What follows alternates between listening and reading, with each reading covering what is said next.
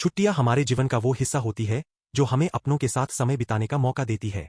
किसी के साथ छुट्टियों पर जाना या किसी के साथ बॉन्डिंग बनाने के लिए कोई स्पेसिफिक वक्त नहीं हो सकता, और इस मामले में गर्मियों की छुट्टियां जीवन का अधिकतम आनंद लेने के लिए एक अहम किरदार निभा सकती है। भारत में सभी लोग गर्मियों का इंतजार बेसब्री से करते हैं, और गर्मियों में एक लंबी छुट्टी की यात्रा की प्लानिंग की जा सकती है, क्योंकि इन दिनों हमारे बच्चों के स्कूल और कॉलेज भी बंद होते हैं और गर्मियों में ठंडी जगह जाने का एक अलग ही मजा है। नमस्कार दोस्तों, मैं आपका अपने नए यूट्यूब चैनल पर और हमारी पहली वीडियो में आपका तहे दिल से स्वागत करता हूँ। आशा करता हूँ आप स्वस्थ और मस्त होंगे और आप अपनी जिंदगी में एकदम खुश होंगे। जैसा कि आप जानते हो, अप्रैल का महीना चल रहा है और गर्मी भी बहुत ही ज्यादा बढ़ रही है और अभी भी बारिश आने के लिए बहुत समय बाकी है। तो आप भी अगर इस कड़ाती हुई गर्मी से परेशान हो गए हो और किसी ठंडी जगह जाने के लिए प्लान कर रहे हो, तो यह वीडियो आपके लिए ही है। हमारे भारत में कुछ ऐसी बहुत सारी शानदार जगह है जो आपकी छुट्टियों को शानदार और यादगार बना सकती है। उनमें से ज्यादातर बजट फ्रेंडली भी है और वहां पर हम बहुत ही आसानी से पहुंच भी सकते हैं। यहाँ ऐसी भी कुछ अद्भुत जगह है जिन पर लोग अक्सर ध्यान नहीं देते हैं। इस वीडियो में मैं आपको भारत में गर्मियों में घूमने के लिए कुछ दिलचस्प स्थानों की जानकारी दूंगा जहां आप आरामदायक छुट्टी बिताने के लिए जा सकते हैं। इसके लिए इस वीडियो को अंत तक जरूर देखें। तो हमारी लिस्ट में सबसे पहले आता है ओली। ओली एक ऐसी जगह है जिसे किसी भी सीजन में देखा जा सकता है। हालांकि ओली में गर्मियों का समय इतना ज्यादा सही होता है कि आप किसी और विदेशी जगह के बारे में भूल ही जाएंगे। इस जगह को स्वर्ग के सबसे करीबी स्थान के रूप में अच्छे से जाना जाता है। ये भारत में गर्मियों के लिए एक सर्वोत्तम डेस्टिनेशन में से एक है जो कि उत्तराखंड में बसा हुआ है। यहाँ से हिमालय का बहुत ही शानदार नजारा आपको देखने को मिलेगा और ये भारत का सबसे प्रसिद्ध स्कीइंग स्पॉट भी है। अगर आप स्की में इंटरेस्टेड नहीं है तो आप सिंपली एक कैंप भी लगा सकते हैं या फिर देवदार के पेड़ों और सेब के बागों के बीच चल सकते हैं। और हाँ, आपको यहाँ का जोशीमठ, नंदा देवी मंदिर और ओली आर्टिफिशियल झील भी जरूर देखना चाहिए, जो इस स्थान के कुछ और प्रसिद्ध आकर्षण है। ओली जाने के लिए जोशीमठ से सबसे आसानी से पहुंचा जा सकता है, जो कि केवल 13 किलोमीटर की ही दूरी पर है। आप जोशीमठ से बस लेकर या देहरादून एयरपोर्ट से प्लेन से भी जा सकते हैं। हमारी लिस्ट में दूसरे नंबर पर आता है ऊटी। नीलगिरी पर्वत के चारों ओर से घिरा हुआ ऊटी अंग्रेजों के समय से ही पर्यटकों को आकर्षित करता आया है। यह गर्मियों में घूमने के लिए सबसे महत्वपूर्ण स्थानों में से एक है। ऊटी एक शांतिपूर्ण और नैसर्गिक खूबसूरती से भरपूर जगह है। यहाँ आपको छुट्टियों में जरूर आना चाहिए। तमिलनाडु के नीलगिरी जिले में स्थित ऊटी एक अराजक पर्वतीय स्टेशन के रूप में भी जाना जाता है। इस स्पेशल जगह की दिलचस्प नैसर्गिक खूबसूरती आपकी आत्मा को अलौकिक शांति देती है। खूबसूरत झीलों से लेकर कृत्रिम बंधों तक ऊटी पर्यटन में यात्रियों को सुकून देता आया है। यहाँ साल भर ठंडा और धीमा मौसम रहता है। यह भारत का स्विट्जरलैंड भी कहलाता है, इसलिए आपको यहाँ जरूर जाना ही चाहिए। अगर आप ऊटी जाओगे तो मेट्टुपालयम से ऊटी तक जाने वाली टॉय ट्रेन का सफर करना ना भूले। ऊटी तक पहुंचने का सबसे अच्छा तरीका कोयम्बतूर इंटरनेशनल एयरपोर्ट से फ्लाइट ले सकते हैं, या फिर आप कोयम्बतूर रेलवे स्टेशन से भी ट्रेन की यात्रा कर सकते हैं। इस लिस्ट में तीसरी नंबर पर है नैनीताल। नैनीताल वास्तव में गर्मियों में घूमने के लिए सबसे अच्छी जगहों में से एक है। नैनीताल पर्यटन आपको एक अद्भुत अनुभव प्रदान कर सकता है, क्योंकि यहाँ आपको वह सब कुछ मिल सकता है जिसे आप ढूंढ रहे हैं। यहाँ कोई भी आपको नैनी झील और बर्फीले पर्वत दर्शन को देखने से विचलित नहीं कर सकता है। आपके लिए यह एक बेहतरीन हनीमून लोकेशन भी हो सकता है, जहाँ आप एक नाव में से पूरे चांद की रात का अद्भुत नजारा देख सकते हैं। इस जगह को लेक डिस्ट्रिक्ट के नाम से भी जाना जाता है। भारत में कई अन्य पर्यटन स्थलों की तरह नैनीताल एक समय में अंग्रेज शासकों के बीच में लोकप्रिय था। नैनीताल चंडीगढ़ और दिल्ली जैसी जगहों से आसानी से पहुंचा जा सकता है। नैना झील के किनारे का नैना मंदिर एक और महान आकर्षण है। साथ ही जब आप इस स्थान पर होंगे तो जिम कॉर्बेट राष्ट्रीय उद्यान को भी देखने जरूर जाइए। नैनीताल पहुंचने के लिए आपको पंतनगर एयरपोर्ट से फ्लाइट लेना होगा, या फिर आप काठगोदाम रेलवे स्टेशन से भी ट्रेन पकड़ सकते हैं। हमारे चौथे नंबर पर है मसूरी। समुद्र स्तर से 700 फीट ऊपर मसूरी एक ऐसा सुंदर स्थान है जो आपको गुमनाम कर देने की काबिलियत रखता है। यह भारत में गर्मी की छुट्टियों के लिए सबसे अच्छी जगहों में से एक है। मसूरी का नाम एक पौधे मैसूर से दिया गया है जो इस क्षेत्र में हर जगह पाया जाता है। जब अंग्रेज भारत पर शासन करते थे तो वे भी इसे समर स्केप के लिए उपयोग में लाते थे। देहरादून से सिर्फ 33 किलोमीटर होने के कारण यहाँ बहुत आसानी से पहुंचा जा सकता है। गढ़वाल हिमालय पर्वतों से घिरा मसूरी का नैसर्गिक सौंदर्य आपको हमेशा के लिए याद रहेगा।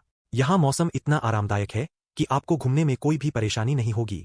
मसूरी में Camel's Back Road, Kempty Falls और धनौल्टी, जो कि गंगोत्री और यमुनोत्री के गेटवेज, यहाँ के सबसे प्रसिद्ध आकर्षण है। 5वें नंबर पर है माउंट आबू।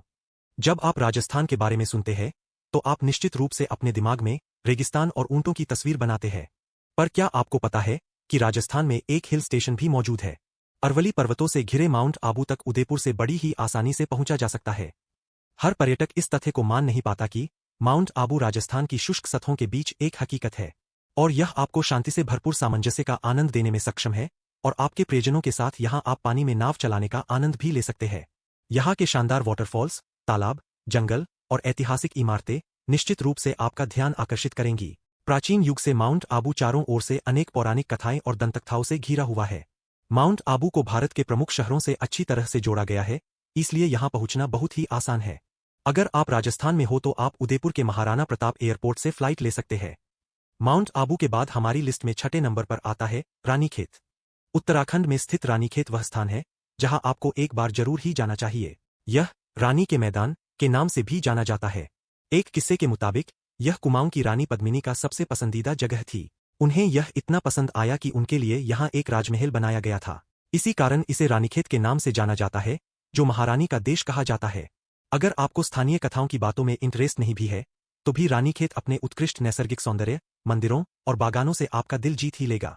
यहाँ की खूबसूरत हरियाली, खूबसूरत फूल और कुछ रोमांचक आउटडोर एक्टिविटीज जैसे कि हाइकिंग और स्टार गेजिंग आपका ध्यान आकर्षित कर लेता है। इस लिस्ट में 7वें नंबर पर है अल्मोड़ा। अगर आप अपनी गर्मियों की छुट्टियां रानीखेत में बिताने का निर्णय करते हैं, तो अल्मोड़ा को भी ध्यान में रखें। रानीखेत से महज 50 किलोमीटर की दूरी पर होने के कारण आप इसे सड़क के रास्ते भी पहुंच सकते हैं। ऊंचाई पर स्थित हुबहुब घोड़े की नाल की तरह दिखने वाले अल्मोड़ा को चंद राजवंश के शासकों द्वारा बनाया गया था, जो अंग्रेजों के शासन के दौरान यह स्थान तेजी से प्रगति करता गया और अंत में भारत के टॉप पर्यटन स्थलों में से एक बन गया। मसूरी की तरह अल्मोड़ा का नाम एक पौधे किल्मोरा से आया है।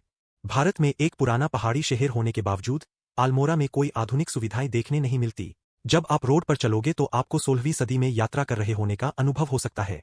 मंदिरों की बात करें तो यहाँ प्रसिद्ध कासार देवी मंदिर, चिटाई मंदिर और नंदा देवी मंदिर देखने मिलेंगे। अल्मोड़ा पहुंचने के लिए पंतनगर एयरपोर्ट से उड़ान भरें। आप सड़क या ट्रेन से भी जा सकते हैं। तो आगे बढ़ते हुए हमारी लिस्ट में 8वें नंबर पर है मुन्नार। मुन्नार केरल का एक प्रसिद्ध चाय के बागानों वाली साइट है। आपको यह पता ही होगा कि केरल कितना अद्भुत है। अगर आप अपने आप को लग्जरियस चाय के बागों के बीच खो देना चाहते हैं, तो आपको मुन्नार जरूर जाना चाहिए। मुन्नार के चकाचौंध ब्यूटी के कारण यह साउथ इंडिया के ब्रिटिशों द्वारा एक समर रिसोर्ट हुआ करता था। अब यह पूरी दुनिया से पर्यटकों को आकर्षित करता है। यहाँ का सबसे प्रसिद्ध आकर्षण नीलकुरिंजी फूल, जो 12 साल में एक बार खिलता है, यहाँ पाया जाता है। यह लगता है कि इस शहर को कोई जल्दी है, जो पर्यटक इसे अन्य स्थानों में से चुनते हैं।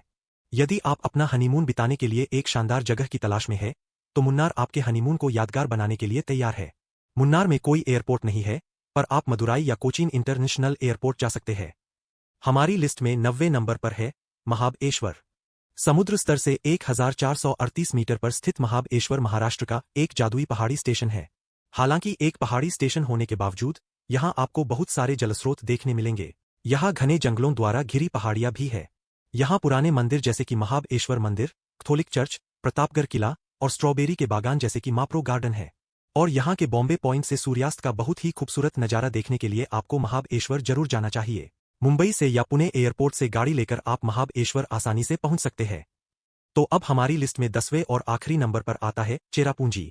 जब आप अधिक गर्मी सहन नहीं कर सकते हैं, तो आप निश्चित रूप से बारिश की तलाश करेंगे, और चेरापूंजी इसके लिए किसी भी स्थान से बेहतरीन हो सकता है, जो दुनिया में सबसे बारिशदार स्थानों में से एक है। एक तरफ जब हमारे यहाँ कड़कती गर्मी होती है, वहीं दूसरी तरफ चेरापूंजी में एक बार बारिश आए तो जाने का नाम नहीं लेती। लेकिन इसके अलावा भी कुछ है। नोहकालिकाई वाटरफॉल, 7 सिस्टर्स वाटरफॉल्स और ठंडे पानी के झरनों के साथ यहाँ मौसम गुफा भी है। यह स्थान आपके जीवन की डेली रूटीन से कोसों दूर है, जो निसर्ग प्रेमी और फोटोग्राफरों को और भी आकर्षित करता है। चेरापूंजी का सबसे प्रसिद्ध आकर्षण यहाँ के लिविंग रूट ब्रिज है, जिस पर एक साथ 50 लोग जा सकते हैं। इसके अलावा आप यहाँ आउटडोर एक्टिविटीज जैसे कैंपिंग, रॉक क्लाइंबिंग, रिवर कैन्योनिंग और ट्रेकिंग भी कर सकते हैं। चेरापूंजी जाने के लिए आप गुवाहाटी रेलवे स्टेशन से ट्रेन से आसानी से पहुंच सकते हैं।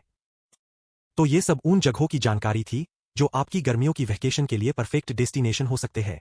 आशा करता हूं कि इस वीडियो से आपको अपना डेस्टिनेशन फिक्स करने में मदद मिली होगी। अगर इसके अलावा भी कोई और जगह आपकी फेवरेट है और आप वहां जाने के बारे में सोच रहे हो तो कमेंट करके जरूर बताइए। और हाँ, इस वीडियो को उन दोस्तों को जरूर शेयर कीजिए जिनके साथ आप कहीं घूमने जाना चाहते हो। और हमारे लिए कोई सुझाव हो तो कमेंट करके जरूर बताइए। वीडियो पूरा देखने के लिए धन्यवाद। मिलते हैं अगले वीडियो में।